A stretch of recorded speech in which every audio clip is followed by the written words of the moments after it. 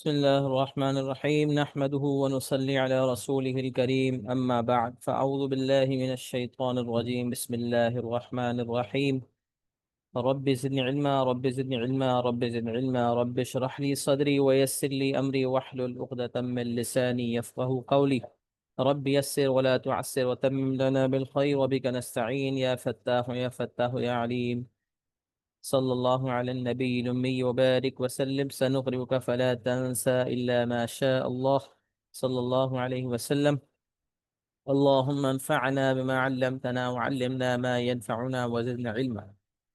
آج کے سیشن کا آغاز کرتے ہیں۔ آج کا انشاءاللہ ہمارا فوکس ہے اسباب غنا کے کچھ سبب۔ اسباب فقر جو ہے ہم پچھلے 2 ہفتے سے جو ہے اسباب فقر کر رہے تھے۔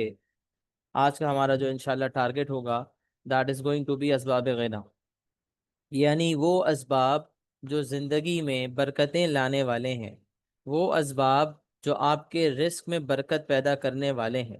رزق کا کانسیپٹ میں بار بار ریپیٹ کرتا ہوں، میں بار بار ریپیٹ کرنا چاہتا بھی ہوں تاکہ آپ کے دماغ میں یہ اچھی طرح ری انفورس ہو جائے یہ بات کہ رزق صرف مال کو نہیں کہتے، بلکہ آپ کا علم، آپ کا عمل، آپ کی عزت، آپ کا چین، آپ کا سکون، آپ کی عافیت، آپ کی صحت، آپ کی تندرستی، آپ کی اولاد اور بہت کچھ رزق میں شامل ہے۔ آپ سمجھ لیں جتنا کچھ آپ کے پاس موجود ہے جو آپ کو راحت اور سکون پہنچاتا ہے وہ سب رزق ہے،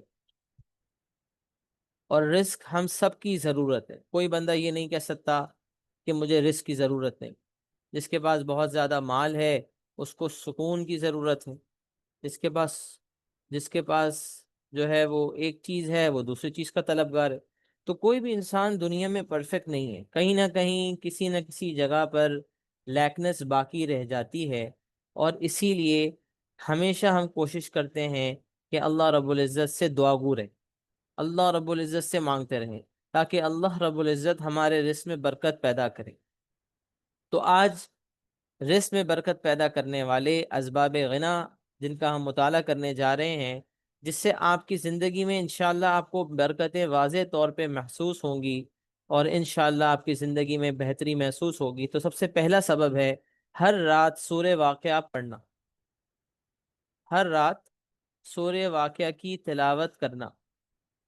اور یہ بات میں واضح کر دوں کہ پہلے بھی میں نے کئی دفعہ کہا کہ قرآن ترجمہ تفسیر کے ساتھ پڑھنے والی چیز ہے۔ ہم پڑھنے سے مراد بعض اوقات صرف تلاوت لے رہے ہوتے ہیں، ہاں ایک دفعہ ہم ترجمہ تفسیر پڑھ لیں تو بار بار روزانہ ترجمہ تفسیر سے گزرنے کی ضرورت نہیں ہے، البتہ کبھی کبھار اس کو ریوزٹ کرنا، اس پہ غور و فکر کرنا ضروری ہے۔ کیا آخر اس صورت میں کیا مفہوم بیان کیا گیا ہے جس کی وجہ سے اس کو اتنی بابرکت صورت کہا گیا ہے؟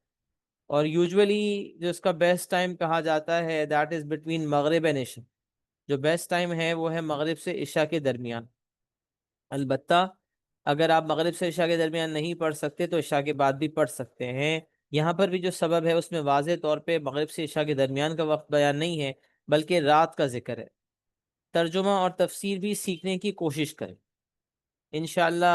اگر آپ صرف تلاوت بھی کریں گے اللہ پاک برکتیں ڈالیں گے، اس نیت سے کہ آپ نے جو ہے اس کو باقاعدگی سے اپنایا۔ دیکھیں میں ایک بات بار بار کہتا ہوں، پہلے بھی کہی ہے کہ اللہ رب العزت کو بہت بڑے بڑے عمل نہیں چاہیے، اللہ کو بہت بڑے بڑے عمل نہیں چاہیے۔ اللہ چاہتے ہیں کہ میرا بندہ چھوٹا عمل بھی کرے لیکن باقاعدگی سے کرے۔ اللہ رب العزت چاہتے ہیں کہ میرا بندہ چھوٹا عمل بھی کرے تو مستقل مزاجی کے ساتھ کرے، کنسسٹنسی کے ساتھ کرے۔ اللہ رب العزت کو مستقل مزاجی پسند۔ چھوٹا عمل جو باقاعدگی سے کیا جائے وہ اس بڑے عمل سے بہتر ہے جو ون آف کر کے چھوڑ دیا جائے۔ ایک بندہ ایک دن صدقے کا جوش چڑھتا ہے، وہ 1000 روپے نکال دیتا ہے صدقے میں، اور ایک بندہ ہے روزانہ 10 روپے صدقہ کرتا ہے، تو 10 روپے صدقہ کرنا روزانہ یہ اس 1000 روپے سے بہتر ہے جو ون آف کیا جائے۔ اسی طرح نوافل کی معاملات ہیں، اسی طرح کسی کے ساتھ نیکی کا حکم ہے، اسی طرح تلاوت قرآن پاک کا حکم ہے۔ بھئی ایک دن پڑھ لیا، 2 پارے پڑھ لیے، 1 پارہ پڑھ لیا، اور باقی دنوں پہ جو ہے قرآن پاک کھولا بھی نہیں جا رہا، تو بہتر یہ ہے کہ آپ ایک پاؤ، یا اگر چلیں ایک پاؤ بھی زیادہ لگتا ہے تو 2 رکوع، 3 رکوع، 1 رکوع، جتنا عافیت سے پڑھ سکتے ہیں پڑھیں، لیکن روزانہ پڑھیں گے انشاءاللہ اس کا امپیکٹ زندگی پہ دیکھیں گے۔ تو ایک تو نیت یہ کریں گے کہ سورہ واقعہ انشاءاللہ اگر ہمارے معمول میں نہیں ہے تو اب انشاءاللہ اس کو معمول میں لے آئیں گے، اور روزانہ سونے سے پہلے سورہ واقعہ ضرور پڑھیں گے۔ اور سورہ ملک تو ہم سب جانتے ہی ہیں، قبر کے عذاب سے بچاتی ہے، تو اس کو بھی پڑھنے کی کوشش کریں گے۔ البتہ رزق کے لیے خاص جس کا ذکر ہے وہ سورہ واقعہ ہے۔ اور پھر یہ بھی کوشش کریں گے کہ اس کے ترجمے کو بھی ایک دفعہ پڑھ لیں along with the تفسیر، کہ آخر اس کا مفہوم کیا ہے، جو آیتیں اس میں بیان کی ہوئی ہیں اس کا مقصد کیا ہے۔ اچھا، اس میں مینشنڈ ہے کہ بیوی اور بچوں کو بھی پڑھوائیں اور سکھائیں۔ ظاہر سی بات ہے یہ کورس جو ہے یہ صرف انسان کی پرسنل زندگی کے لیے نہیں ہے، بلکہ یہ سب کو بتانے والا ہے۔ تو اب یہ اسپیسیفکلی بیوی اور بچوں کا ذکر ہے یہ بتانے کے لیے کہ آپ اپنے گھر والوں کو بتائیں۔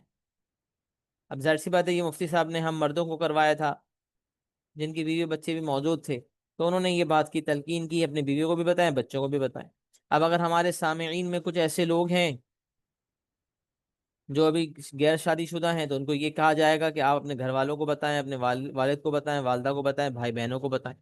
تو بیسکلی فوکس کرنے والی بات یہ ہے کہ اس پہ اکیلے عمل نہیں کرنا، بلکہ سب کو اور لوگوں کو بھی اس عمل کی طرف متوجہ کرنا ہے۔ دیکھیں ہمارا جو دین ہے نا بڑا خوبصورت ہے، دین ہمارا جو ہے وہ اتنا خوبصورت ہے کہ اگر آپ ویسٹ کلچر کو دیکھیں تو ویسٹ کلچر میں جو ہے نا نفسی نفسی، اے اللہ، بس انسان اپنے نفس پہ بھاگ رہا ہے، میرا نفس، میرا نفس، میرا بھلا ہو جائے بس، باقی سب گئے تیل لینے، باقی کسی کا فائدہ ہو نہ ہو، باقی کسی کا بھلا ہو نہ ہو، بس میری ذات کو فائدہ ہونا چاہیے، بس میرا جو ہے وہ معاملات پورے ہو جائیں۔ ہمارا دین یہ چیز کی ترجیح نہیں دیتا۔ دین کہتا ہے خود بھی خوش رہنا ہے، دوسروں کو بھی خوش رکھنا ہے، ایک سوسائٹی، ایک بانڈنگ کا خاص خیال رکھتا ہے۔ تو دین کا مزاج ایسا ہے کہ اگر آپ، یہاں تک میں نے ہمیشہ پڑھا کہ آپ فجر کی نماز پڑھ رہے ہو یا پڑھنے جا رہے ہو تو آپ گھر والوں کو بھی نوک کر کے جاؤ، سب کی ذمہ داری لو، سب کو جو ہے آپ نے شامل کر کے چلنا ہے۔ صرف خود اللہ اللہ کرتے رہو اور باقی سب گمراہ ہوں۔ اکثر دیکھا گیا کہ والدین جو ہے بہت نیکوکاروں میں سے ہوتے ہیں، نمازیں پڑھتے ہیں، نوافل پڑھتے ہیں، بٹ بچوں کو کچھ نہیں بولتے۔ میرا بچہ ہے، مزاج اس کا نازک ہے ابھی، اب اس کو میں کہاں بیچارے کو روزے رکھنے کے لیے بولوں؟ بیچارہ اتنی گرمی ہے کیسے روزے رکھے گا؟ نہیں، یہ مزاج نہیں ہے ہمارے دین کا۔ ہمارا دین کا مزاج ہے خود بھی آگے بڑھ کر کے نیکی کرنی ہے، گھر والوں کے لیے رول ماڈل بھی بننا ہے۔ پہلے تو ظاہر سی بات ہے خود ہی کرنا ہے، لیکن ساتھ ساتھ اپنے بچوں کو بھی ساتھ لے کر چلنا ہے، ان کو بھی نمازی بنانا ہے، ان کو بھی تہجد گزار بنانا ہے، ان کو بھی نوافل کی طرف لے کر آنا ہے۔ تو دین کا مزاج ہے سب کو ساتھ لے کر چلنے والا۔ اللہ پاک ہمیں سب کو ساتھ لے کر چلنے کی توفیق عطا فرمائے۔ روایت میں آتا ہے کہ ہر رات پڑھنے سے فقر نہیں آئے گا، اور جو فقیری ہے نا اس سے انشاءاللہ آپ بچیں گے، اللہ پاک آپ کو کبھی کسی کا محتاج نہیں کریں گے۔ اب دیکھیں آج کل ہمارے ملک میں، شہر میں سیلاب کی کیفیت ہے۔ اب میں یہ آبزرو کرتا ہوں ارد گرد، جس کو دیکھو جس کو یہی بات کر رہا ہے، یار سیلاب آ گیا، اب ہمارا کھانا پینا کیسے ہوگا، ہمارا گزارا کیسے چلے گا۔ ایک تو ہمارا مسئلہ کیا ہے پتہ ہے؟ ہم لوگ نا سوشل میڈیا نیوز کو بہت فالو کرنے لگے۔ ہمارے پاس کوئی کام نہ ہو نا تو ہم بس خالی سوشل میڈیا دیکھتے ہیں، ہم ویڈیوز دیکھتے ہیں، اس میں ڈپریسنگ باتیں ہوتی ہیں۔ اللہ پاک قرآن میں ہمیں موٹیویٹ کر رہے ہیں، رسول اللہ صلی اللہ علیہ وسلم کی حدیث مبارکہ ہمیں جو ہے وہ موٹیویٹ کر رہی ہیں۔ ہمارے پاس دین کا اتنا خوبصورت مزاج موجود ہے، لیکن ہم چونکہ اس سے دور ہیں اس لیے بے چین۔ ہماری جو بے چینی قلب جو ہے نا، قلب ہمارا جو دل، یہ جو بے چین ہو گیا نا، اس کی وجہ یہ ہے کہ ہم اللہ کے احکامات سے دور ہو گئے، اللہ کے کلام سے دور ہو گئے۔ اللہ کے کلام کو ہم نے صرف پڑھنے کی حد تک محدود رکھ دیا، یا بعض اوقات صرف چوم کر رکھنے کی حد تک محدود رکھ دیا۔ اللہ کا کلام کوئی سال میں ایک دفعہ کھولنے والا تھوڑی نہ ہے۔ اللہ کا کلام کوئی صرف تلاوت کرنے کے لیے، اللہ کا کلام تو اس کو سمجھنے کے لیے آیا، اس کے احکامات پر عمل کرنے کے لیے آیا، پھر اس پہ غور و فکر و تدبر کرنے کے لیے آیا۔ جس وقت غور و فکر کرنا تھا وہ وقت فجر کے بعد کا تھا، اس وقت تو ہماری لوگ سو رہے ہیں۔ فجر کے بعد تو ہم نے سونے کا معمول ختم کر دیا۔ غور و فکر کے وقت میں ہم لوگ سو رہے ہیں تو کہاں سے غور و فکر ہوگا؟ جس چیز پر غور و فکر کرنا اس کو پڑھنا چھوڑ دیا، اور ہم دیکھ رہے ہیں ان لوگوں کو جو بظاہر ایسا لگ رہا ہے کہ سب سے زیادہ غور و فکر کرنے والے یہی ہیں۔ ارے بھائی تمہیں پتا ہے پاکستان کے معاملات کیا ہیں؟ پاکستان میں سیلاب آ گیا، پاکستان میں جو ہے وہ راشن کی تنگی ہونے والی ہے، سبزیاں مہنگی ہونے والی ہیں، پھل مہنگے ہونے والے ہیں۔ ارے بھائی تم کون ہوتے ہو ہمیں بتانے والے؟ ہمارے اللہ، ہمیں پتا ہے ہمیں فقر میں نہیں مبتلا کریں گے۔ جب یہ کورس ہم نے کیا نا، مفتی صاحب نے ایک بہت بڑی شیورٹی کے ساتھ کہی، اور وہاں میرا دل گارڈن گارڈن ہو گیا، میرے دل میں بے تحاشا خوشی ہوئی، اور وہ یہ بات تھی کہ بولا کرونا وائرس آ جائے یا کوئی اور وائرس آ جائے، دنیا کی کوئی چاہے بیماری آ جائے، بولا کوئی ٹیکنالوجی آ جائے، اس وقت اے آئی نہیں تھا، اس وقت ٹیکنالوجی تھی، بولا دنیا کی جتنی جدید تر ٹیکنالوجی آ جائے، تمہیں ریپلیس کرنے والا بندہ زندگی میں نہیں آ سکتا، اگر تم اپنے روٹ سے کنیکٹڈ ہو، اور اگر تم ان اسباب پر عمل کرتے ہو، گناہوں سے بچتے ہو، نیکیوں کی طرف متوجہ رہتے ہو، اس میں سب ہے، ہم جو اسباب پڑھ رہے ہیں اس میں قرآن کی تلاوت بھی ہے، اس میں استغفار بھی ہے، اس میں جو ہے وہ گناہوں سے بچنا، موسیقی سے بچنا، کتنے اسباب تو ہم پڑھ چکے، کتنے ابھی ابھی ہمیں پڑھنے ہیں، مال کی کثرت ہے، بھاگ رہے ہیں صبح سے رات تک، صبح سے رات تک بھاگ رہے ہیں۔ ایک دعا ہے نا، وہ دعا کہتی ہے کہ اللہ ہمیں ایسے ایسے فقر سے بچا جو آپ کی رحمت سے نا امید کر دے، اللہ ہمیں ایسے مال سے بچا جو آپ کے ذکر سے محروم کر دے۔ آج انفارچونیٹلی جس کے پاس نہیں ہے وہ کہتا ہے کہ میرے پاس ہے ہی کیا جو میں اللہ کا شکر ادا کروں، ایسے باتیں کرتے ہوئے لوگوں کو سنا ہے۔ نماز اللہ نے مجھے دیا ہی کیا ہے، نعوذ باللہ، کہ میں اللہ کے لیے جا کے نماز پڑھوں، اور جس کے پاس بہت ہے وہ کہتا ہے یار نماز یہ تو فارغ لوگوں کا کام ہے، یار قرآن یہ تو فارغ لوگوں کا کام ہے، میرے پاس کہاں اتنا وقت ہے۔ اور انفارچونیٹلی جو لوگ تھوڑے دیندار سمجھے جاتے ہیں انہوں نے بھی اپنے آپ کو نماز، بیسک فرائض اور بیسک چیزوں تک محدود رکھ دیا، کہتے ہیں بھائی اتنا آگے جانے کا ٹائم تو ہمارے پاس نہیں۔ اب ہمارے ایک مفتی صاحب ہیں، ہمیں کہنے لگے یار قرآن کا درس ہونے والا ہے، قرآن کا درس، وہ چاہ رہے ہیں کہ کوئی کلاس رکھیں ویکلی، ایک قرآن شروع کریں بالکل بیسک سے اور ڈیٹیل میں اس کو کور کریں۔ میں نے کچھ لوگوں سے پوچھا تو لوگوں کا کہنا ہمارے پاس کہاں وقت ہے، مطلب بعض اوقات بات کر کے ایسا لگتا ہے کہ زندگی میں خالی آپ ہی فارغ ہو، باقی سب مصروف ہیں، ایسا لگتا ہے کیونکہ ہم نے اپنے وقت کو بیکار لگانا شروع کر دیا، راتوں کو جاگ رہے ہیں، صبح کو ہم سو رہے ہیں، قرآن کی تلاوت کو ہم نے صرف تلاوت کی حد تک محدود رکھ دیا، اس کو سمجھ نہیں رہے، غور و فکر نہیں کر رہے، اور جب سمجھنے کا موقع مل رہا ہے تو ہم سمجھنا ہی نہیں چاہتے، ہم کہتے ہیں وقت ہی نہیں نکالو گے وقت، قلبی سکون نہیں مل سکتا۔ اللہ کی قسم کھا کے کہتا ہوں کہ سکون سے اللہ پاک کے کلام میں اس کو سمجھنے میں ہے، اگر نہیں سمجھو گے، مال کے پیچھے بھاگو گے، دن رات بھاگو گے، سکون نہیں آ سکتا، قلبی سکون نہیں آ سکتا۔ اسٹوڈنٹ طبقہ لگا ہوا ہے پڑھائی میں، صبح سے رات تک لگا ہوا ہے، اور پھر اس کے بعد یار ایک دفعہ پڑھائی ختم ہو جائے بس پھر امن ہے، بس پھر کمانا ہے اور کھانا پینا ہے، پھر کیا ٹینشن ہے، پھر تو ٹائم مل جائے گا، نہیں بھائی پھر ایک الگ ریس ہے، کمانا شروع کر دیا تو اتنا کما لیا، بس اتنا، تھوڑا سا اور کما لیتے ہیں، یار 50,000 کی نوکری ہے، لاکھ کی ہو جائے بس زندگی سیٹل ہے، لاکھ کی ہوگی تو ہم بولیں گے لاکھ، آج کل لاکھ میں ہوتا ہی کیا ہے، وہ تو میں نے 5 سال پہلے کہا تھا، 2 سال پہلے کہا تھا، آج لاکھ روپے میں کیا ہوتا ہے؟ نو ون از سیٹسفائیڈ، نہ 1 لاکھ کمانے والا، نہ 5 لاکھ کمانے والا، نہ 10 لاکھ کمانے والا، یہ ایک ریس ہے، اور اسی لیے حدیث کا مفہوم ہے کہ اس ابن آدم کی کا جو پیٹ ہے نا وہ تو قبر کی مٹی ہی بھرے گی، لہٰذا بھاگنا چھوڑ دیں اور اللہ رب العزت کے کلام کو مضبوطی سے تھام لیں۔ ہر رات پڑھنے سے فقر نہیں آئے گا، اپنی عورتوں کو، اور یہ سیلاب ہے، کرونا وائرس ہے، یہ آپ کو کبھی فقر میں مبتلا نہیں کر سکتا، کوئی دنیا کا ماں کا لال آپ کا رزق نہیں روک سکتا، اللہ سے دوستی لگا لو، کسی کا باپ آپ کا رزق نہیں روک سکتا، دنیا کی کوئی طاقت نہیں ہے جو آپ کو نقصان پہنچا سکے، اگر اللہ فائدہ پہنچانا چاہتا ہے تو کسی کا باپ بھی نقصان نہیں پہنچا سکتا، اور اللہ نقصان پہنچانا چاہے تو کسی کا باپ بھی آپ کو فائدہ نہیں پہنچا سکتا۔ اللہ سے لو لگانا ہے، اللہ سے رشتہ مضبوط کرنا ہے، یہی پہلی بات ہے، یہی آخری بات ہے، اللہ سے نہیں جڑیں گے قلبی سکون نہیں آ سکتا، ہر رات پڑھنے سے فقر نہیں آئے گا، اپنی عورتوں کو یہ سورت سکھاؤ۔ اچھا اس میں عورتوں کا ذکر مفتی صاحب نے کیا، عورتوں کو سکھاؤ، کیوں بھائی؟ عورت کا قلب نرم ہوتا ہے، جلدی اثر ہوتا ہے، اس لیے مردوں کو بھی کہتے ہیں جب کوئی بات سیکھو نا اپنی حد تک محدود نہ رکھو، ہوتا پتہ ہے کیا ہے؟ ہسبینڈ وائف میں جو مس انڈرسٹینڈنگ آتی ہے نا اس کی وجہ بتاتا ہوں۔ ہسبینڈ جو ہے وہ دین میں لگا ہوا ہے، اس کو نئی نئی باتیں پتہ چل رہی ہیں اور وہ دین کی طرف مائل ہو رہا ہے، اپنی وائف سے اس کی کوئی بانڈنگ نہیں ہے، اس کو بتاتا نہیں ہے، یا وائف بچوں میں لگی ہوئی، بولا اس کو بتانے کا ٹائم میرے پاس کہاں ہے؟ ارے بھائی یہ آپ کی ذمہ داری ہے، یہ آپ کی دینی ذمہ داری ہے، آپ نے 15 منٹ، آدھا گھنٹہ، جتنا ٹائم ملے آپ نے اپنی وائف کو اپنے ساتھ لوپ میں لے کر چلنا ہے، and same goes for wife. اگر کوئی وائف کو اپورچونیٹی ملی کہ بھائی اس کو کوئی دین سیکھنے کا موقع ملا، شوہر پورا دن جو رات جو ہے وہ مشغول ہے کاموں میں، بھائی کوئی ٹائم نکالے، کوئی ایسی گفتگو کا ٹائم نکالے جس میں نالج شیئرنگ ہو. جب نالج شیئرنگ ہوگی نا انشاءاللہ تو مائنڈ سیٹس میچ ہوں گے. جب مائنڈ سیٹس میچ ہوں گے آٹومیٹکلی دونوں کو برکتیں ملیں گی، کیونکہ گھرانہ تو ایک دونوں سے چلنے والا ہے اور اس سے فائدہ ہوگا. جب ایک بندہ الگ راہ پہ چل رہا ہو اور ایک بندہ الگ چل رہا ہو نا تو معاملہ بنتا نہیں ہے. لہٰذا ایک پیس پر چلنا ہے. اور ہمیں تو خاص کر مردوں کو بھی یہ بتایا جاتا ہے کہ جب مردوں میں دین آئے گا تو گھر کی چوکھٹ تک آئے گا، اور جب عورتوں میں آئے گا تو نسلوں تک جائے گا. لہٰذا یہاں پر بھی مفتی صاحب نے اسپیسیفکلی بتایا کہ ہر رات پڑھنے سے فقر نہیں آئے گا. اپنی عورتوں کو یہ سورت سکھاؤ.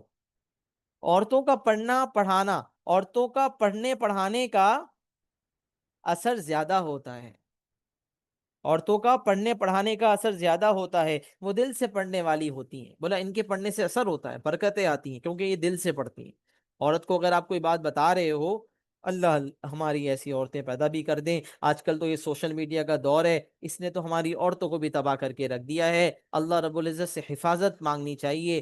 مرد عورت سب تباہ ہو رہے ہیں کیونکہ ہمارے ہاتھ میں ہے ایک ایسا آلہ جس نے ہمیں بگاڑ کے رکھ دیا ہے. یہ آلہ وہ ہے جس نے نہ بچے کا بچپنا چھوڑا، نہ جوان کی جوانی چھوڑی، نہ بوڑھے کا بڑھاپا چھوڑا. اس نے تو ہمیں کسی کا لائق نہیں چھوڑا، بس اس میں لگے رہتے ہیں. صبح بھی اسی میں کرتے ہیں، رات بھی اسی میں کرتے ہیں. خدارا اس سے نجات پا جائیں، اللہ کے کلام سے جڑ جائیں. اس سورت کو سورت الغنا کہا گیا ہے. یہاں ایک بات یاد رکھیں، اس سورت کو سورت غنا کہا گیا ہے. یہاں ایک بات یاد رکھیں کہ اس سورت کو صحیح طرح پڑھنے سے یہ سورت غنا بنتی ہے. یہ سورت غنا کب بنتی ہے بھائی؟ جب اس کو صحیح طرح پڑھا جائے. نہ تجوید کا کچھ پتا ہے، نہ جو ہے وہ ہم نے اس کو سمجھنے کی کوشش کی ہے، بس ہم پڑھ رہے ہیں، بے دلی سے پڑھ رہے ہیں. نہیں بھائی، دل سے پڑھنا ہے، صحیح طرح پڑھنا ہے. کلام اللہ کو پڑھنا سیکھنا ہے، اس کا ترجمہ بھی سیکھنا ہے، تفسیر بھی پڑھنی ہے. پھر انشاءاللہ آپ کو اس کا فائدہ باقاعدگی سے محسوس ہوگا. بالکل صحیح طرح سیکھیں. یہ آپ کا 18واں اسباب غنا ہو گیا، سبب غنا ہو گیا. اسباب غنا ہم نے 18 الحمدللہ مکمل کر لیے. 19ویں اسباب غنا کی طرف بڑھ رہے ہیں، اور وہ ہے سچی بات کرنا، جھوٹ سے بچنا اور سچی بات کرنا. منافق کی کئی نشانیاں ہیں. اس میں غالباً حدیث میں آتا ہے جب جب بولتا ہے تو جھوٹ بولتا ہے، جب وعدہ کرتا ہے تو وعدہ خلافی کرتا ہے،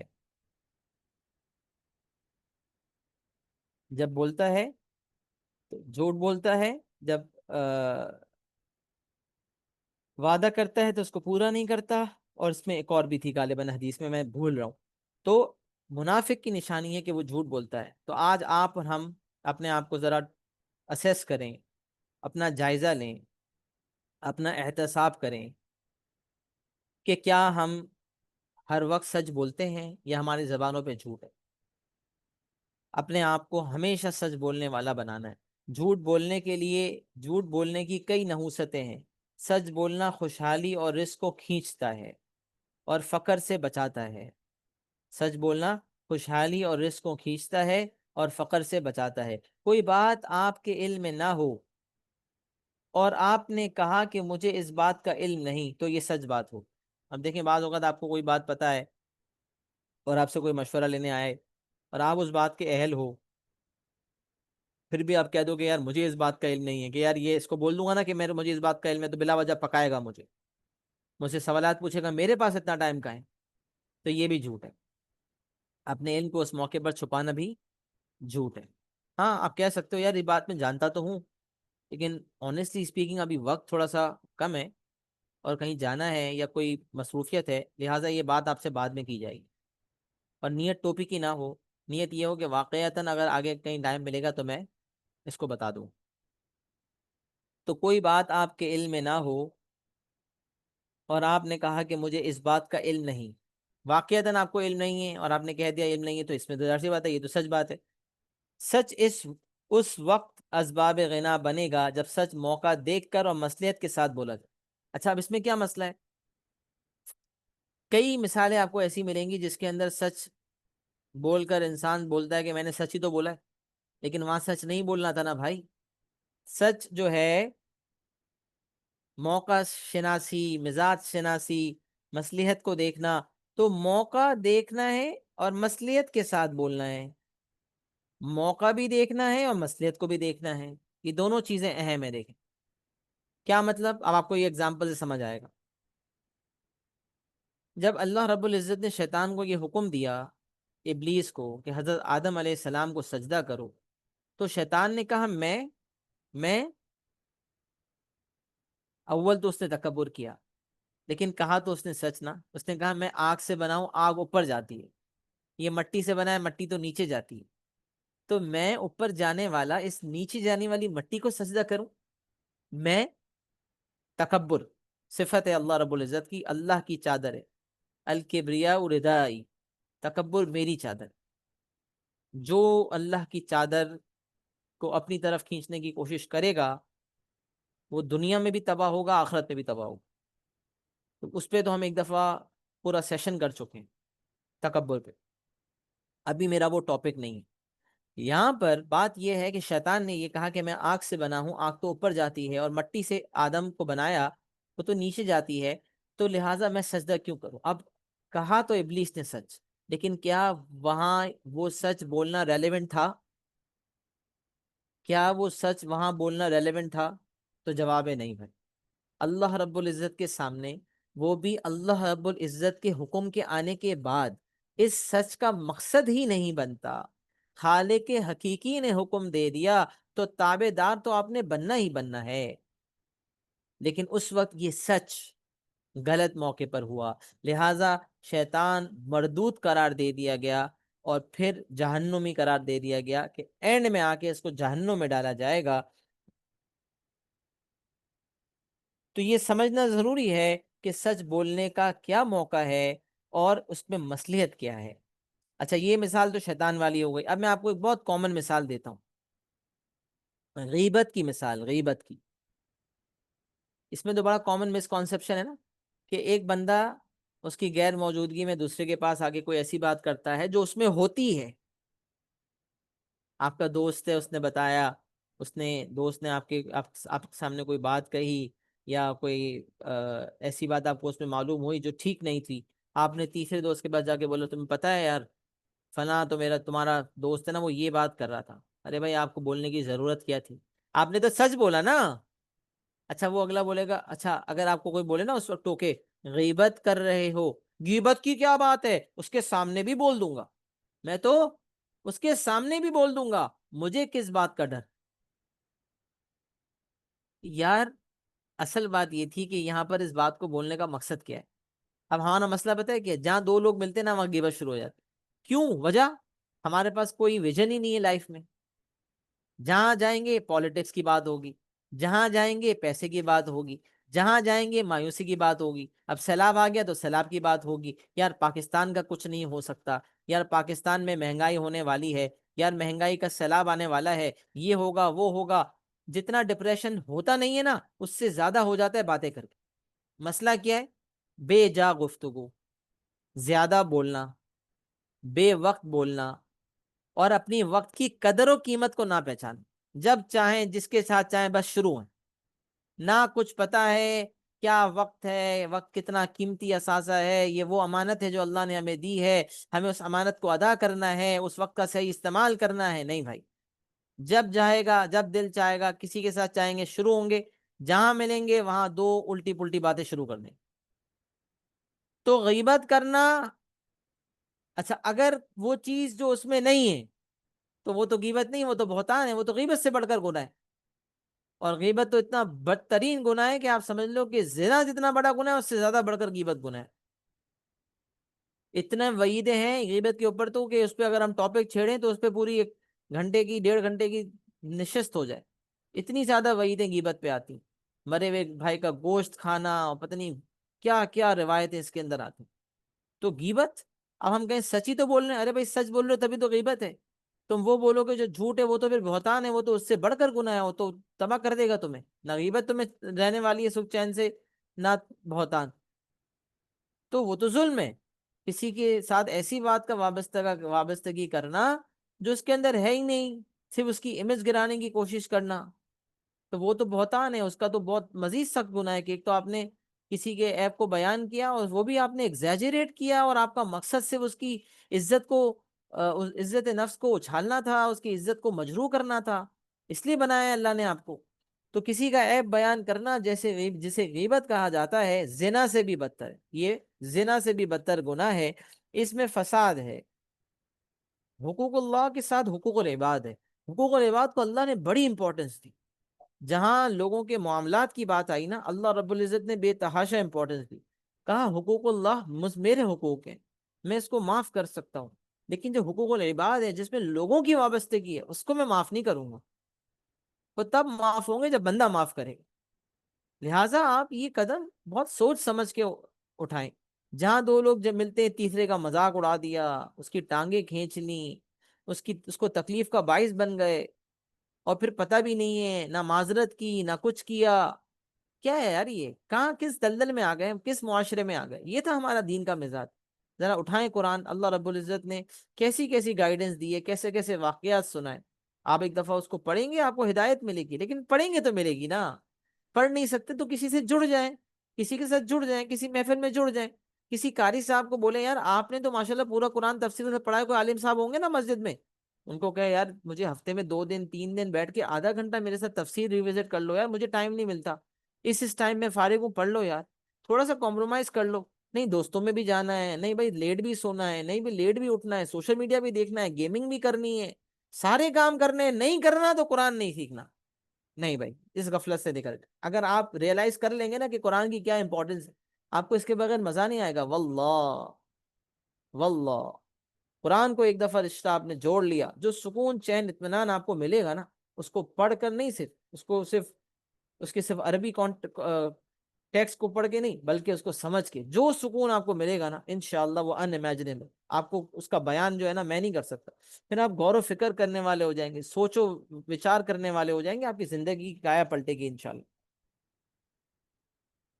اس میں فساد ہے، اور اسی وجہ سے قبر کا عذاب ہوتا ہے، غیبت کی وجہ سے قبر کے عذاب ہے، اور کتنی وعیدیں، میں نے کہا اس سے بچیں، کسی کی برائی نہ کریں، اور زیادہ بلا وجہ کی لوگوں کے ساتھ بیٹھنا، فضول گفتگو کرنا، اس سے فائدہ نہیں۔ سوشل میڈیا پہ مایوس کن ویڈیوز دیکھنا، اس سے آپ کو صرف ڈپریشن پیدا نہ دیکھ، اللہ رب العزت کا وعدہ ہے، اللہ رب العزت رازق ہیں، اللہ رزق دیں گے، جتنے چاہے مشکل حالات ہو جائیں، جتنی چاہے تکالیف آ جائیں، پوری دنیا جو ہے آپ کے خلاف ہو جائے، اللہ اگر آپ کو خوش رکھنا چاہتے ہیں، لہٰذا آپ کو رزق مل کر رہے گا، آپ کو سکون مل کر رہے گا، کوئی ماں کا لال آپ کو تکلیف نہیں پہنچا سکتا۔ آپ نے تعلق اللہ سے مضبوط بنانا۔ کسی کو تانا دینا یا احسان جتانا یا چگلی کرنا بہت بڑے گناہوں میں سے ہے۔ میں ہمیشہ کہتا ہوں نا، نیکی کرو دریا میں ڈال اور بھول جاؤ، اتنا تک آتا ہے کہ کبھی کسی کو صدقہ دو نا تو اس کے چہرے کی طرف نہ دیکھو، جب کسی کو صدقہ دو تو اس کی چہرے کی طرف نہ دیکھو، کہیں اس کا چہرہ دیکھ کر یہ نہ محسوس ہونے لگے کہ تم نے بہت بڑا کام کیا، کہیں تکبر نہ آ جائے، کہیں وہ تمہاری نظر میں نیچے نہ ہو جائے۔ اتنا دین کا مزاج ہے خیال کرنے والا۔ پھر تانا دینا کسی کو، مومن، حدیث پڑھ رہا تھا میں، مومن لان تان کرنے والا نہیں ہوتا، مومن لعنت دینے والا نہیں ہوتا، مومن تانا دینے والا نہیں ہوتا۔ احسان جتانا، میں نے تمہارے لیے یہ کیا، کیا تم نے اس کے لیے کیا یا اللہ کے لیے کیا؟ وہیں تمہاری نیت کا پتہ چل جاتا ہے، وہیں اخلاص کا پتہ چل جاتا ہے۔ کوئی کام کرنا ہے خالصتاً اللہ کی رضا کے لیے کرو، بندے کو مطمئن کرنے کے لیے نہیں کرو۔ کسی کے ساتھ کوئی بھلائی کر رہے ہیں، کسی دوست نے پیسے مانگے، ارے یار تجھے میں نے 1000 روپے دیے تھے، ارے تم نے 10,000 مانگے تھے، ارے تم نے 1,00,000 روپے مانگے تھے، میں نے تمہیں 1,00,000 روپے دیے تھے، یاد ہے نہیں یاد ہے؟ اور تو آج میرے ساتھ یہ کر رہا ہے، 1,00,000 روپے اس لیے دیے تھے تاکہ وہ آپ کے ساتھ زیادتی نہ کرے۔ ہاں تکلیف ہوتی ہے یار، تکلیف ہوتی ہے اگر آپ کسی کے ساتھ بھلائی کرو اور آپ کے ساتھ ریٹرن میں بھلائی نہ کرے، تکلیف تو ہوتی ہے، لیکن جتاؤ نہیں۔ یہ نہ بولو کہ میں نے تمہارے ساتھ فلاں فلاں بھلائی کی تھی، اللہ سے اس کے لیے دعا کرو، اللہ اس کو ہدایت دے، اللہ اس کو ہدایت دے۔ لہٰذا تانا دینا، احسان جتانا، چگلی کرنا، یہاں سے وہاں بات کرنا، اس کی برائی اس کو کرنا، اس نے میرے ساتھ ایسا کیا، اس نے ویسا کیا، چگلی کرنا، یہ بہت بڑے گناہوں میں سے ہے۔ اللہ رب العزت سے پناہ مانگے، معافی مانگے کہ اگر کبھی آپ سے ایسا ہوا ہے تو اللہ پاک آپ کو معاف فرمائے، ہم سب کو معاف فرمائے، اللہ پاک سے دعا ہے اللہ پاک ہم سب کو اس گناہ سے معاف فرمائے۔ ایک بہترین راستہ جو اللہ نے ہمیں دیا ہے وہ ہے خاموش رہنا، وہ ہم سے رہا نہیں جاتا، دوسرے کی ہم سے سنی نہیں جاتی، جہاں دو باتیں ہوں گی وہاں تیسری بات ہم کر دیں گے، بس بولنا ہے، بولنا ہے، چاہے ہمارا بولنا فضول ہے، چاہے ہمیں نالج ہے نہیں ہے، بس ہمیں بولنا ہے۔ ارے بھائی مزاج خاموشی کا بنا لو، سننا سننا زیادہ شروع کر دو، بولنا کم شروع کر دو۔ جو عقل مند اور سمجھدار اور باشعور انسان، باحکمت انسان ہوتا ہے نا، وہ کم بولتا ہے، کم بولتا ہے۔ حدیث میں آتا ہے کہ جہاں آپ کو یہ لگتا ہے نا کہ آپ کا بولنا، جہاں آپ کا ایگزیکٹ الفاظ میں بھول گیا، میں اس کا مفہوم بتا دیتا ہوں، جہاں آپ کا بولنا، آپ کو لگتا ہے نا کہ یہاں میرا بولنا ریلیونٹ نہیں ہے یا میرے بولنے سے کچھ معاملہ خراب ہوگا، تو وہاں خاموش رہنا بہتر ہے۔ اور جہاں آپ کو یہ لگتا ہے نا کہ میرے بولے بغیر جو ہے نا معاملہ بگڑ رہا ہے، لوگ بدسکونی کی باتیں کر رہے ہیں، سیلاب کے اندر مایوسی کی باتیں کر رہے ہیں، وہاں اگر میں یہ بات بول دوں گا کہ اللہ رب العزت قادر ہے، اللہ رب العزت جب ہمیں رکھنا چاہیں گے کوئی سیلاب وغیرہ سے نقصان نہیں ہو سکتا، کوئی تکلیف نہیں دے سکتا، کوئی ہمارا رزق نہیں چھین سکتا، اگر اللہ ہمارے ساتھ ہیں، اللہ ہمیں سکون دیں گے، اللہ ہمیں رزق دیں گے، یہ بات اگر آپ کو کرنا ضروری ہے نا تو آپ کر دو، وہاں پھر آپ کا خاموش رہنا مناسب نہیں۔ تو جہاں آپ کا بولنا فساد بن سکتا ہے، جہاں آپ کے بولنے سے کوئی نقصان ہو سکتا ہے، وہاں خاموش رہنا بہتر۔ اور جہاں آپ کے خاموش رہنے سے فساد برپا ہو رہا ہے یا آپ کے خاموش رہنے سے معاملات بگڑ رہے ہیں، وہاں آپ کا کچھ بولنا ضروری ہے۔ تو یہ حکمت اس میں چاہیے کہ ہمیں کب خاموش رہنا ہے اور کب ہمیں بولنا ہے۔ لیکن زیادہ تر ایک مزاج بنا لیں کہ جب بھی آپ کسی ٹاپک پہ گفتگو کر رہے ہیں کسی کے ساتھ جس کا علم زیادہ نہیں ہے، سنو، سنو زیادہ، بولو کم۔ اور ایک بات میں آپ کو اور بتاؤں، میں نے بڑا اس پہ سوچا، غور و فکر کی، کئی علماء کرام سے بیانات سنے، کئی علماء کرام میرے استاد ہیں ماشاءاللہ، کئی علماء کرام، مفتیان کرام، میں نے ایک چیز دیکھی ہے نا، کہیں انسان کا کسی نہ کسی جگہ پہ اپنا پرسنل جو ہے وہ کہیں نہ کہیں مزاج آ جاتا ہے، کہیں نہ کہیں انسان کا اپنا پرسنل مزاج داخل ہو جاتا ہے۔ لہٰذا نا آپ ایک مزاج رکھیں کہ جب آپ کو کسی بات پہ ہمیشہ نا اپنا ایک تجسس والا کوشچننگ مائنڈ رکھیں، what we call in English questioning mind, اس کو رکھیں، انٹیروگیٹو مائنڈ، جو ہمیشہ کوشچنز اٹھائے، جو غور و فکر کرنے والوں، سوچا کریں تنہائی میں کہ یار فلاں بندے نے یہ بات کہی، کیا یہ بات میں صداقت ہے؟ ہاں صداقت ہوگی، لیکن میں بھی ذرا جانوں کہ اس میں مزید کیا ویریشنز ہیں۔ اب بعض اوقات نا کوئی بات کوئی بندہ کہہ دیتا ہے، جب اس سے آپ پلٹ کے سوال کرو تو کہتا ہے اصل میں یہ کہنا چاہ رہا تھا، میں اس کانٹیکس میں اس بات کو تھوڑی کہہ رہا تھا۔ ابھی ایک استاد نے مجھ سے ایک بات کہی، میں نے کہا یار آپ یہ بات کر رہے ہیں، مجھے تو لگتا ہے یہ بات ٹھیک نہیں ہے، اس میں تو یہ بات ہونی چاہیے۔ تو نے کہا نہیں نہیں، میں اس کانٹیکس میں بات کر رہا ہوں۔ ارے جب آپ بات کر رہے ہو تو پھر آپ کانٹیکس کو واضح بھی تو کرو نا، کہ اس کانٹیکس میں یہ بات اپلیکیبل ہے، اس کانٹیکس میں اپلیکیبل نہیں ہے۔ لیکن بات یہ ہے کہ ہم آدھی ادھوری بات کرتے ہیں، یا بعض اوقات ہمارے ذہن میں ہی نہیں آتا۔ اسپیکر انسان ہے نا، میں ایک بات کر دوں آپ کے سامنے، آپ اس کو پکڑ کے بیٹھ جاؤ، آپ بولو کہ یار آپ نے وہ بات کیوں نہیں کی، یہ بات کی، تو یار آپ یہ نہیں دیکھ رہے کہ میں کتنی ساری باتیں آلریڈی کر رہا ہوں۔ اب جو بات میں نہیں کر رہا نا، وہی بات آپ اٹھا کے بات کر رہے ہو کہ آپ نے وہ کیوں نہیں کہا، جو کہہ رہا ہوں وہ تو سنو۔ تو ہمیں دوسروں کی ویکنیسز آئیڈینٹیفائی کرنے کا بڑا شوق ہوتا ہے، لیکن میں یہ نہیں کہہ رہا ہوں کہ کسی کی ہم ویکنیس نکالیں، میں یہ کہنا چاہ رہا ہوں کہ جب کسی کی کوئی بات کوئی کہے نا، تو just try to think over that. اگر کوئی بات مثال ہے آپ کو ہضم نہ ہو تو سوال پوچھیں۔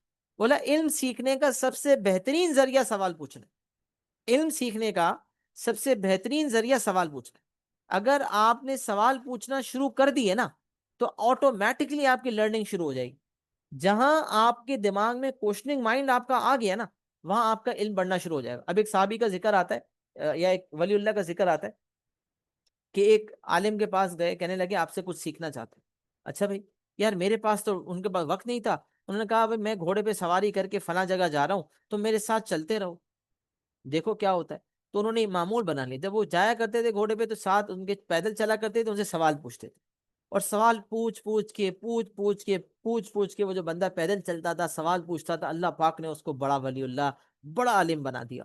تو سوال پوچھنا تو علم سیکھنے کی بنیاد ہے۔ کلاس میں جب ہم پڑھاتے ہیں تو وہ بچہ جو زیادہ سوال پوچھتا ہے، اس کے دماغ کی کیپیسٹی کا پتہ چلتا ہے کہ یار اس بندے کے اندر صلاحیت زیادہ ہے، یہ بندہ جو ہے کچھ سیکھنے کا عمل رکھتا ہے۔ اور ایک بندہ بالکل خاموش ہے، میں اکثر کہتا ہوں بچوں کو، جب تم بالکل خاموش ہو نا تو دو باتیں، یا تو تمہیں سب کچھ سمجھ آ گیا یا کچھ نہیں سمجھ آیا، یا تو تمہیں سب کچھ سمجھ آ گیا یا کچھ نہیں سمجھ آیا۔ اچھا اب میں اسٹوڈنٹ طبقے سے سالوں سے ڈیل کر رہا ہوں الحمدللہ، تو میں نے ایک چیز آبزرو کی، پہلے جو اسٹوڈنٹس ہیں نا زیادہ سوال پوچھا کرتے تھے، زیادہ کوشچننگ کرتے تھے، اور زیادہ کوشچننگ کرنے کی وجہ سے نا زیادہ بچے تھے ایسے کلاس میں جو زیادہ کوشچننگ کرتے تھے۔ اور اب مزاج کیا بنتا جا رہا ہے پتہ ہے؟ جب سے سیل فون عام ہوتا جا رہا ہے، خاموش ہے، کوئی سوال ہی نہیں پوچھ رہا، بالکل سن ہو کے بیٹھے ہوئے کلاس میں. ارے بھائی سمجھ آ رہا ہے؟ جی سر. ارے بھائی سب سمجھ آ رہا ہے؟ جی سر. ایگزام میں جب پیپر دے رہے ہیں تو حال ہی برے. کیا بولے؟ کچھ بچوں کے علاوہ باقی بچے تو ان کے حال ہی برے.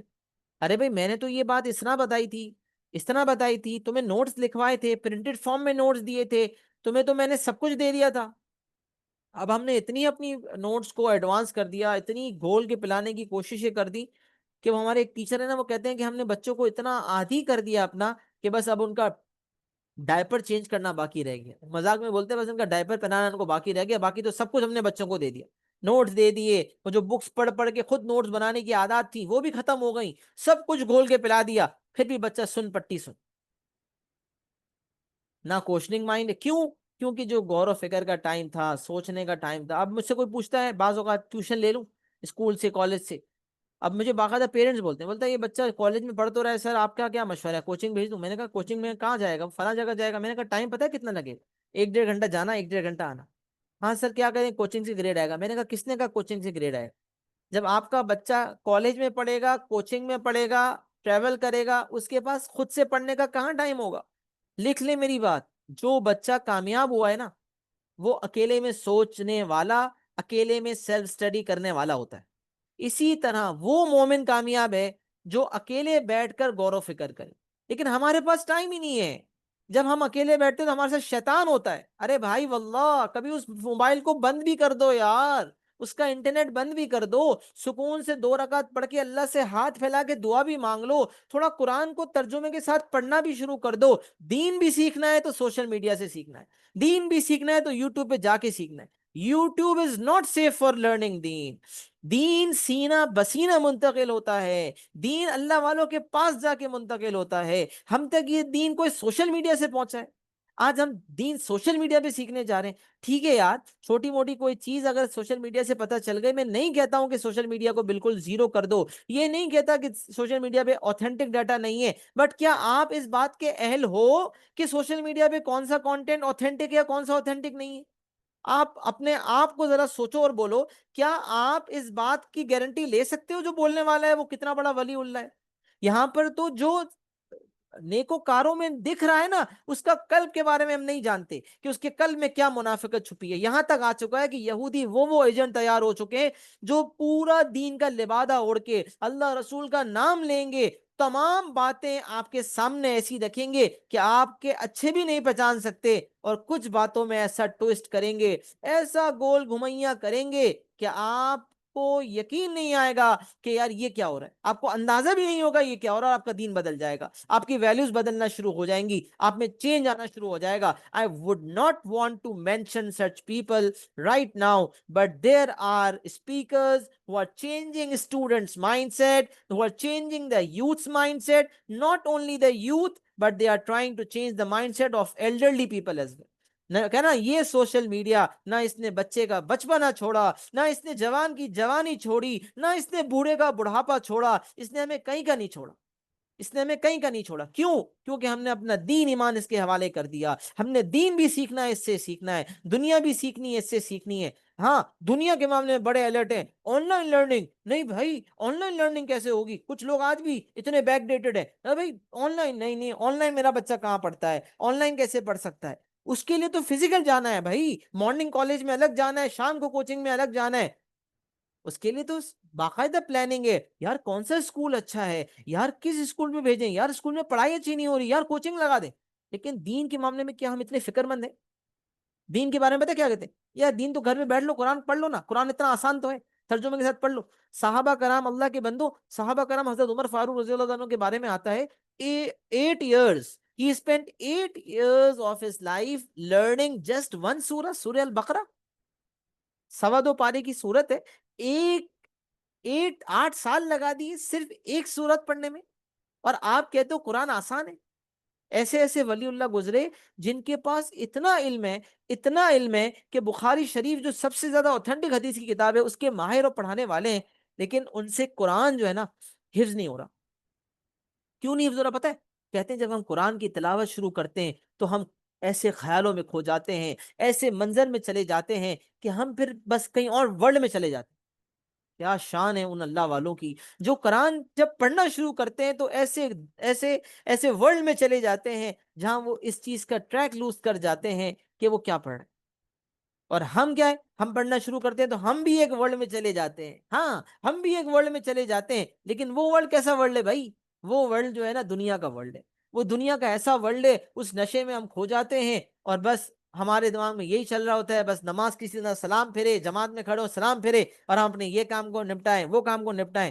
کام کو مت، نماز کو مت کہو کہ مجھے کام ہے، کام کو کہو کہ مجھے نماز پڑھنی ہے۔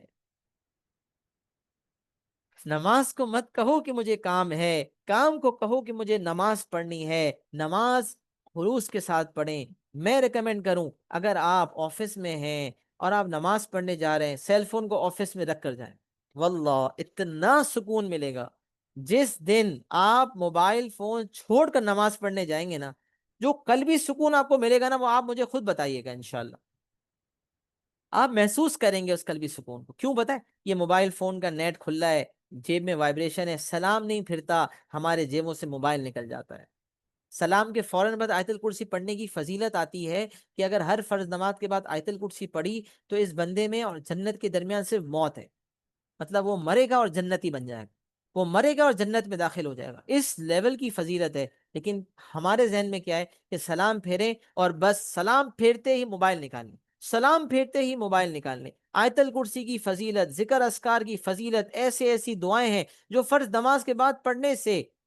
حضرت معاذ رضی اللہ تعالیٰ عنہ کو ایک دفعہ رسول اللہ صلی اللہ علیہ وسلم نے ایک نصیحت کی، اور معاذ کو نصیحت کر کے کہا کہ معاذ، معاذ میں تمہیں ایک بات بتاؤں، ایک دعا بتاؤں، اس کو تم کبھی نہ چھوڑنا، اس کو تم کبھی نہ چھوڑنا۔ اور وہ دعا یہ ہے، ہر نماز کے بعد پڑھنا، ضرور پڑھنا، اللہم اعنی علی ذکرک و شکرک و حسن عبادتک۔ ہر نماز کے بعد اس کو ضرور پڑھنا، اللہم اعنی علی ذکرک و شکرک و حسن عبادتک۔ سر مطلب بھی بتا دیں، اللہم اے اللہ، اعنی، اعانت اردو کا ورڈ ہے، اعانت، اعنی یا زمین میرے لیے یوز ہوتی ہے، اللہم اعنی اے میرے اللہ، اعانت مدد فرما، کس کی؟ میری، میری، میں محتاج ہوں نا۔ اور اگر اجتماعی طور پہ پڑھے، اللہم اعنا، نا زمین یوز ہوتی ہے ہمارے لیے، یہ زمین یا زمین یوز ہوتی ہے میرے لیے۔ تو یہاں اگر سنگل بندہ پڑھ رہا ہے اللہم اعنی، ملٹیپل لوگوں کے لیے اجتماعی دعا ہو رہی ہے، اللہم اعنا، اللہم اعنی علی ذکرک، اے اللہ آپ کا ذکر کرنے پر، ذکر یاد کو کہتے ہیں، اللہ آپ کا یاد کرنے پر میری مدد فرم۔ مجھے نہیں یاد آتی آپ کی، میں جب کوئی کام کر رہا ہوتا ہوں مجھے یاد ہی نہیں آتی، میں بس کاموں میں لگا رہتا ہوں، اللہ مجھے میرا قلب بنا دے کہ مجھے یاد آتی رہے آپ کی۔ اللہم اعنی علی ذکرک، آپ کا ذکر کرنے پر، آپ کی یاد کرنے پر میری زبان پہ کلام اللہ ہو، سبحان اللہ ہو، جب کوئی معاملہ کرنا ہو تو تقوی ہو، ڈروں میں آپ سے کہ کہیں مجھ سے کسی کے ساتھ زیادتی نہ ہو جائے۔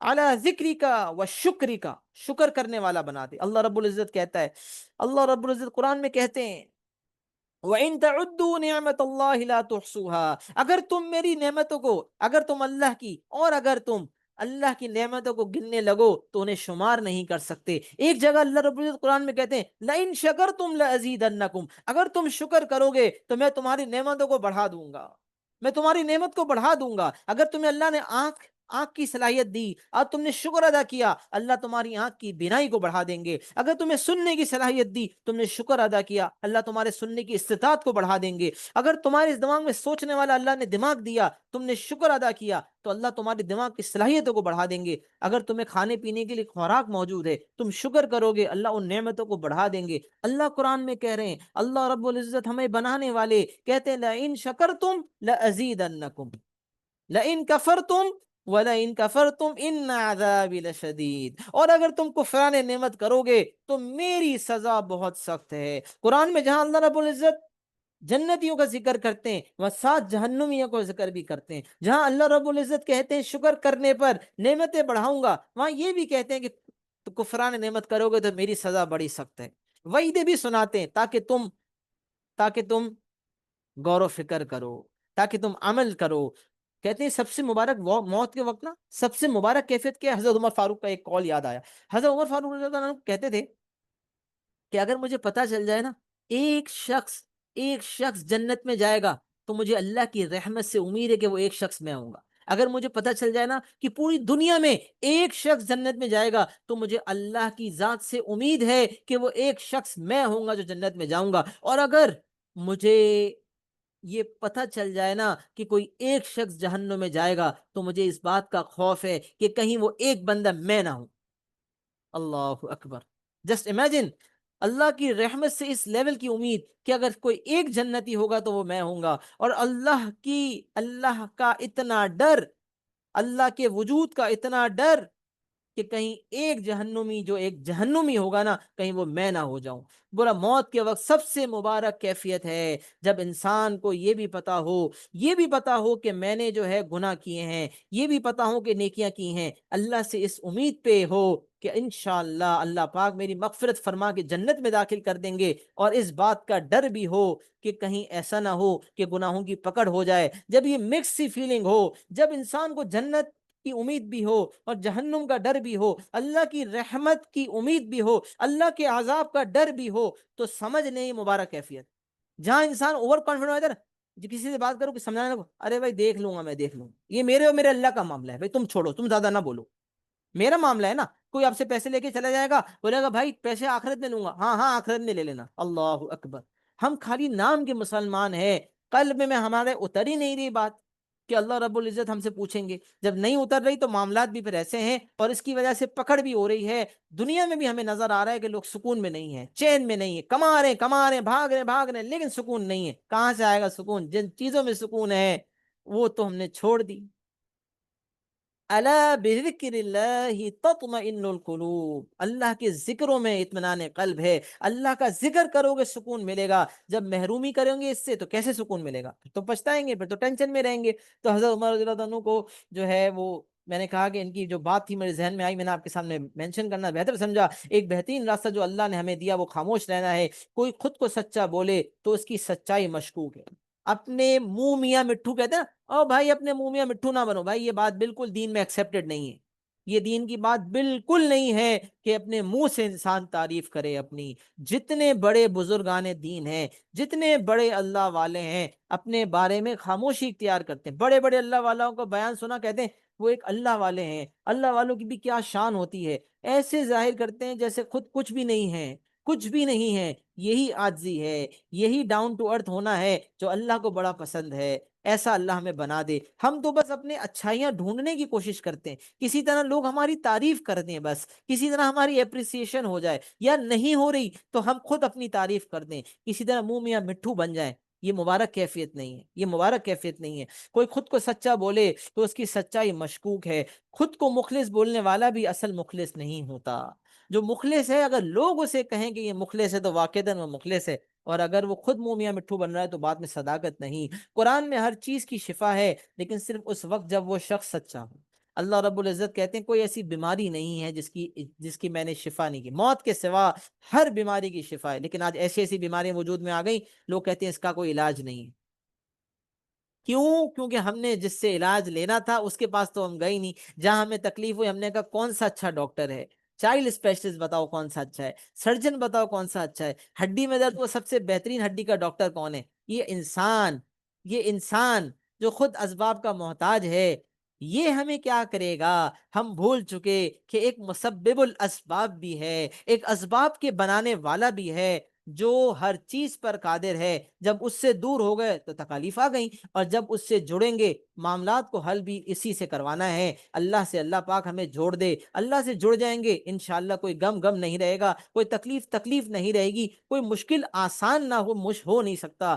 وقت لگے گا لیکن مشکل آسان ہوگی۔ ہمارے نبیوں کی ایسی ایسی سٹوریز، ایسے ایسے واقعات ہیں۔ حضرت ایوب علیہ السلام کو ایسی بیماری آئی کہ ان کے اوپر باقاعدہ جانور، چونٹیاں، کیڑے بیٹھتے تھے، کھاتے تھے، اور کوئی کیڑا گر جاتا اٹھا کے واپس رکھ دیتے کہ بیچارے کی خوراک نہ چلی جائے۔ اور جب ان سے اینڈ میں آ کے اللہ نے ایک دن ان کو شفا دی، کئی سالوں کے بعد ان سے پوچھا ایوب تمہاری کسی نے پوچھا حضرت ایوب سے کہ آپ کے بہترین دن کون سے تھے؟ کہتے ہیں وہ بہترین دن میرے بیماری کے دن تھے، کیونکہ اللہ رب العزت روز میرا حال پوچھا کرتے تھے۔ سبحان اللہ۔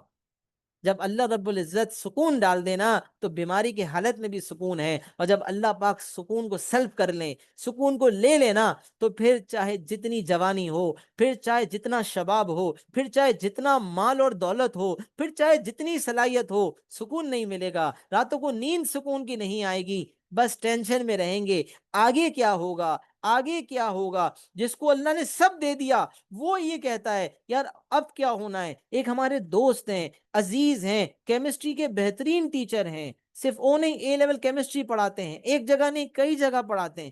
جب چیٹ جی پی ٹی آنے لگا کہتے ہیں ہماری نوکری کا کیا ہوگا، اب تو پیپر بھی چیٹ جی پی ٹی سے بن رہا ہے، اب تو سلوشن بھی چیٹ جی پی ٹی سے مل رہا ہے، اب تو پیپر چیکنگ بھی چیٹ جی پی ٹی سے ہو رہی ہے، ہمارا کیا بنے گا۔ میں نے کہا اللہ کے بندے، اللہ کے بندے شکر کر، اللہ کا شکر ادا کرو، ہمیں کسی کا باپ بے روزگار نہیں کر سکتا۔ اگر تم اللہ سے جڑو گے، کسی کا باپ نہیں ہے جس میں مجال ہے کہ تمہارا رزق چھین لے۔ لیکن مسئلہ کہاں آیا، کوئی خوش نہیں ہے، خوش وہ ہے جس کے دل میں اللہ آ جائے، جو اس میں اللہ سکون اور راحت ڈال دے، وہ خوش ہے۔ اللہ سے جڑ جائیں، کسی کا باپ آپ کو مایوس نہیں کر سکتا، کوئی کوئی کوئی بندہ نہیں ہے جو آپ کو جو ہے تکلیف پہنچا سکے، نہیں پہنچا سکتا۔ ہم اللہ سے جڑ جائیں گے انشاءاللہ آپ کے دین اور دنیا کے لیے بہتر ہوگا۔ اللہ پاک ہمیں اپنے دین سے جڑنے کی صحیح سمجھ عطا فرمائیں۔ تو سچا ہونا شرط ہے، از دا پری ریکوزٹ کنڈیشن فار شفا۔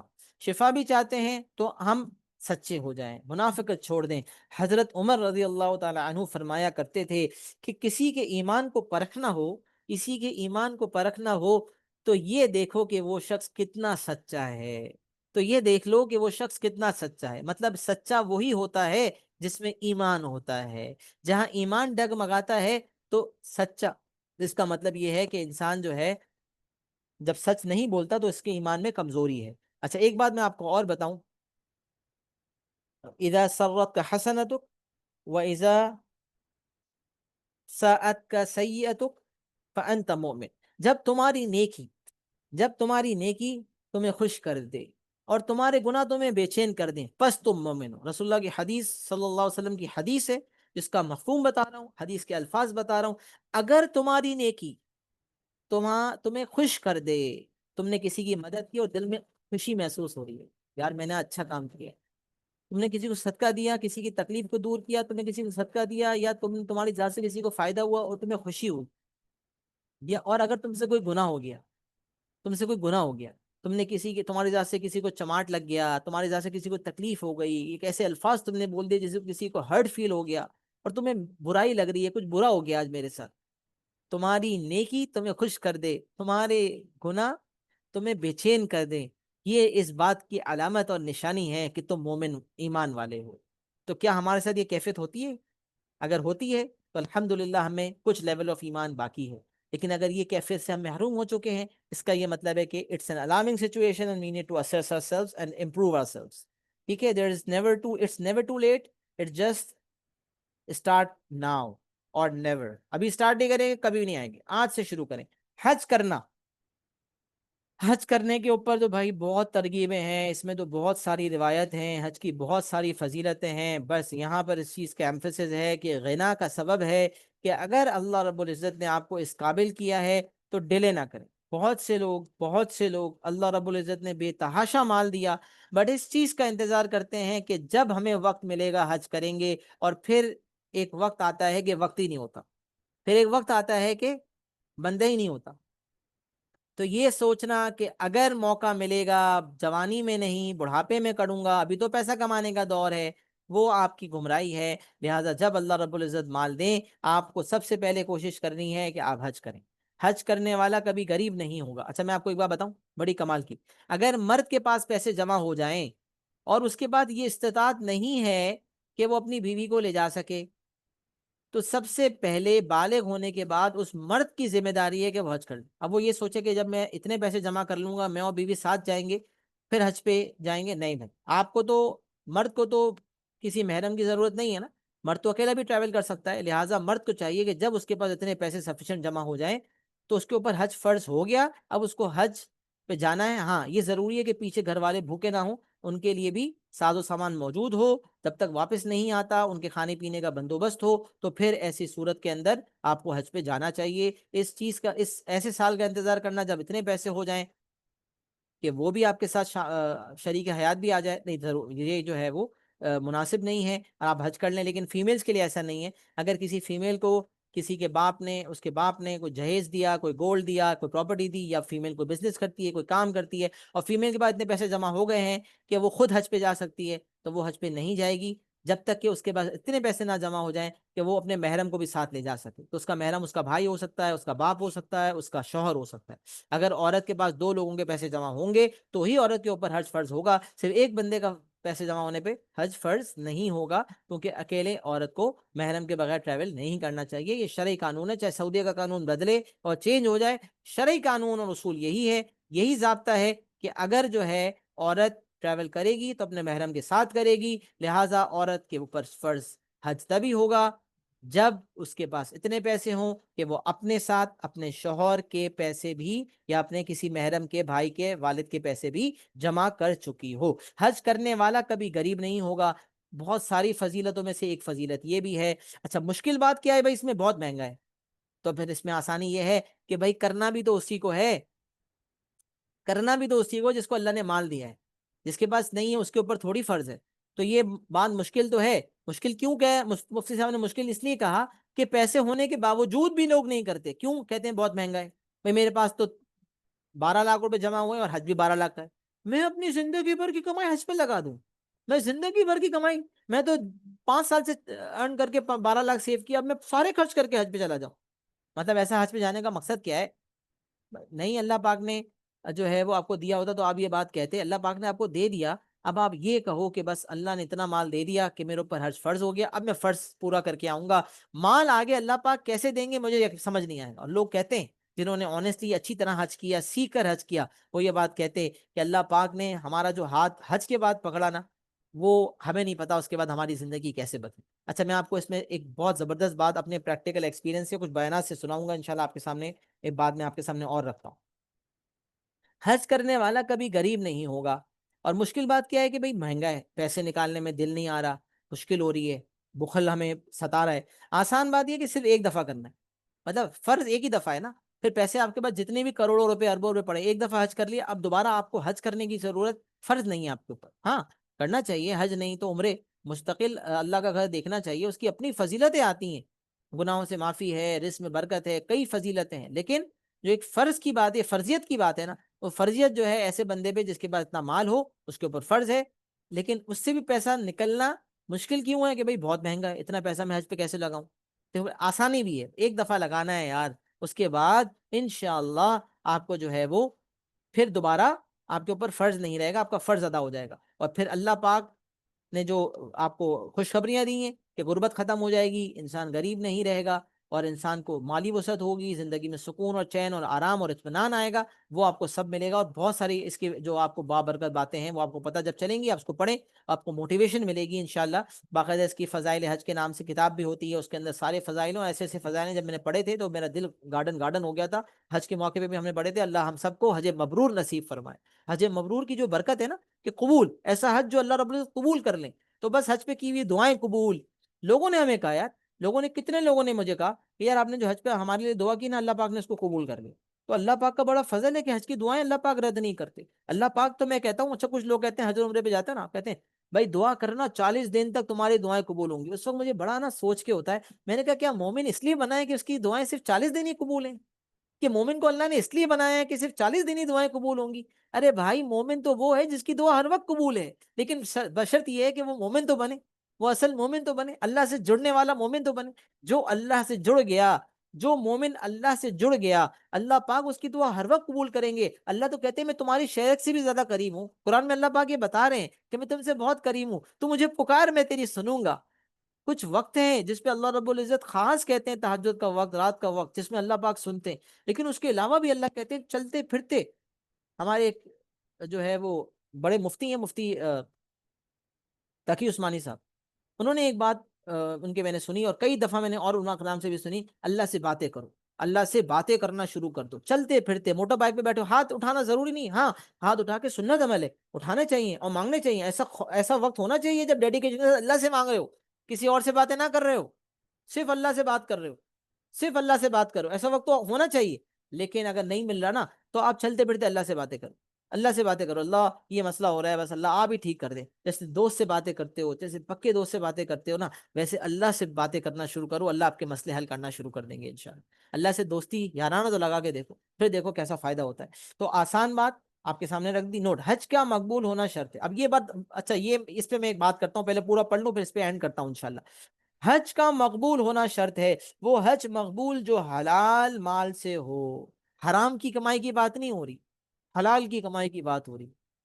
حج کا مقبول ہونا شرط ہے، اور حج مقبول کب ہوگا؟ جب وہ حلال کمائی سے ہو، حلال مال سے ہو، اور حلال مال کے ساتھ ایک اور کنڈیشن، اور صحیح طریقے سے سیکھ کر گیا ہو، صحیح طریقے سے سیکھ کر کیا گیا ہو۔ اب مجھے ایک بات یاد آئی، میں بات کر کے ختم کرتا ہوں۔ ایک دوست ہمارے حج پہ جا رہے تھے، تو ہم ایک جگہ گیٹ ٹوگیدر ہوا، کچھ دو چار چھ دوست تھے، ہمارے ایک ٹیچر دوست ہی تھے، تو وہ حج پہ جا رہے تھے، تو اور دوست باقی کہتے ہیں ارے وہ بڑا ٹینشن میں تھے یار، حج کیسے کرنا ہے یار، صحیح طرح حج کرنا ہے یار، سیکھنا ہے، یہ کرنا ہے وہ کرنا ہے۔ تو دوسرے کہتا ہے ارے بھائی ٹینشن وینشن نہیں لے، سب ہو جائے گا، حج ہو جائے گا۔ میں نے ان کے سامنے، سب کے سامنے یہ بات واضح کی، میں نے واضح کی، میں نے کہا حدیث کی کتابوں میں آتا ہے، نماز کے بارے میں پہلے میں نے مینشن کیا، پھر حج کا بتایا۔ نماز کے بارے میں آتا ہے کہ وہ نماز جو صحیح طرح نہ پڑھی جائے وہ اللہ سے قریب کرنے کے بجائے دوری کا سبب بن جاتی۔ جو نماز جلدی جلدی میں پڑھی جائے اور صحیح نہ پڑھی جائے، وہ اللہ سے قریب کرنے کے بجائے دور کرنے کا سبب بن جاتی ہے، اور ایک میلے کپڑے میں لپیٹ کے منہ پہ مار دی جاتی۔ اب لوگ کہتے ہیں نماز سے مسئلے حل ہوتے ہیں، حدیث میں آتا ہے، لیکن ہمارے تو مسئلے حل نہیں ہو رہے، گناہوں کی معافی ہونی ہے، رزق میں برکت ہونی ہے، لیکن ہمارے تو معاملے ہو نہیں رہے۔ آیا آپ کی نماز اس قابل بھی ہے؟ کبھی ذرا سوچو تو صحیح، کیا آپ نے نماز میں اس اخلاص کے ساتھ نماز پڑھی؟ کیا آپ نے موبائل فون ترک کر کے آپ اپنے آفس میں اپنے گھر پہ چھوڑ کر آپ بغیر موبائل کے آئے مسجد کے اندر تشریف؟ کیا آپ نے فوکس کیا کہ مجھے نماز اچھی کرنی ہے؟ جب سے میں نے اس فضیلت کو سنا تھا نا، بہت سال پہلے کی، بچپن کی بات ہے غالباً، ٹینیجر ہی ہوں گا، تو میں ہل گیا، میں نے کہا یار یہ بات مجھے اس نے اتنا ہٹ کیا کہ میں نے کوشش کی کہ کچھ میں سیکھوں کہ نماز کو کیسے ٹھیک کیا جائے۔ تو نماز کو صحیح کرنا یہ پہلی کنڈیشن، نماز کو ایسا بنائیں کہ آپ کے معاملات سالو ہو۔ اسی طرح جب ان کو میں نے یہ بات کہی نا کہ نماز کے اوپر یہ فضیلت ہے نا، حج کے بارے میں بتاؤں، حج اگر سیکھے بغیر کیا جائے نا، حج اگر سیکھے بغیر کیا جائے نا، تو یہ بھی آپ کی دوری کا سبب بنتا ہے۔ میں حج پہ ایک بیان سن رہا تھا، بولا یہ حج، اس حج کے بعد کچھ لوگوں کو میں نے فقیروں کو امیر ہوتے دیکھا، اور کچھ امیروں کو فقیر بھی ہوتے دیکھا۔ اللہ اکبر! حج کی وجہ سے حج کے بعد کچھ غریبوں کو امیر ہوتے دیکھا اور کچھ امیروں کو غریب ہوتے دیکھا۔ یہ کیا معاملہ ہے کہ وہ حج جو صحیح طریقے سے اللہ کی رضا خوشنودی کے ساتھ کیا جائے اور حج مبرور بن جائے، تو ایسا حج اللہ رب العزت کے قریب بھی کرتا ہے، رزق میں برکت کا سبب بھی بنتا ہے، اور غریب شخص کو امیر بھی بناتا ہے۔ اور وہ حج جس کے اندر بے دلی سے کیا گیا ہو، صرف سیل فون، اتنی سہولتیں حج کے اندر، اتنی سہولتیں، ایئر کنڈیشن ہے ہر جگہ ایئر کنڈیشنز ہیں، ایئر کنڈیشنرز موجود ہیں، لیکن افسوس یہ ہے کہ ان آرام سے بیٹھی ہوئی جگہوں پر ہم یا تو سو رہے ہیں، یا ہم گپے لگا رہے ہیں، یا ہم فون پہ باتیں کر رہے ہیں۔ یہ میری آنکھوں دیکھا واقعہ بتا رہا ہوں یار۔ کہنے کو تو حاجی ہیں، لوگ حج کی مبارکباد دے رہے ہیں، لیکن معاملہ کیا ہے؟ غیبتیں کر رہے ہیں، باتیں کر رہے ہیں، کاروبار کی باتیں ہو رہی ہیں، اے سی میں یا تو سونا ہو رہا ہے، یا گپ شپ ہو رہی ہے، یا کال پہ باتیں ہو رہی ہیں، کوئی تیسرا کام نہیں ہے، نہ تلاوت قرآن ہے، نہ ذکر اذکار ہے، بس ہو رہا ہے۔ اللہ پاک قبول فرمائے، لیکن میں نے آنکھوں دیکھا نہیں ہے بھائی، ہر کسی کا حج بھی قبول نہیں ہے۔ صرف حج کر کے آ جانا، محض فارمیلٹی پوری کرنا نہیں ہے کہ لوگ مجھے حاجی کہیں۔ حج میں کیوں کرنا چاہتا ہوں؟ کیا اس لیے کرنا چاہتا ہوں کہ لوگ مجھے حاجی کہیں؟ نہیں بھائی، حج میں اس لیے کرنا چاہتا ہوں کہ میرا فریضہ ادا ہو جائے، تاکہ میں اپنے اللہ سے قریب ہو جاؤں۔ حج کے بعد اگر زندگی میں چینج نہ آئے، اگر زندگی میں انقلاب نہ آئے، تو ایسا حج مطلب قبول ہی نہیں ہوا۔ حج تو وہ ہے جس کے بعد زندگی میں تبدیلی آئے، جس کے بعد زندگی میں انقلاب آئے۔ جب یہ انقلاب برپا ہوگا تو انشاءاللہ اس بات کی علامت ہوگی کہ آپ کا حج مبرور ہے۔ حج مبرور نہ ہو اور حج قبول نہ ہو تو وہ آپ کی زندگی میں مزید مایوسی کا اور مزید فقر کا سبب بن جاتا ہے۔ اللہ رب العزت سے دعا ہے کہ اللہ رب العزت ہر عمل کو اب اخلاص کے ساتھ کرنے والا، خالصتاً اپنی رضا کے ساتھ کرنے والا بنائے۔ اللہ رب العزت ہماری نیکیوں کو قبول فرمائے۔ اللہ رب العزت ہر چھوٹی سے چھوٹی نیکی کو بھی ہمیں چھوڑنے نہ والا بنائے، بلکہ ہر چھوٹی سے چھوٹی نیکیوں کو بھی ہم لپک کے کرنے والے ہوں، اور اللہ پاک ہمیں ہر چھوٹے سے چھوٹے گناہ سے بچائے کہ ہم کبھی ایک چھوٹا گناہ بھی ہوتے ہوئے دیکھیں تو ہمارے دل میں تکلیف ہو اور ہم اس سے دور بھاگیں۔ اللہ پاک جو کہا گیا، جو سنا گیا، ہم سب کو اس پر عمل کرنے کی توفیق عطا فرمائے۔ وآخر دعوانا ان الحمد للہ رب العالمین۔ دعاؤں کا طلبگار ہوں، دعاؤں میں یاد رکھیے گا، اپنا بہت سارا خیال رکھیے گا۔ السلام علیکم ورحمۃ اللہ وبرکاتہ۔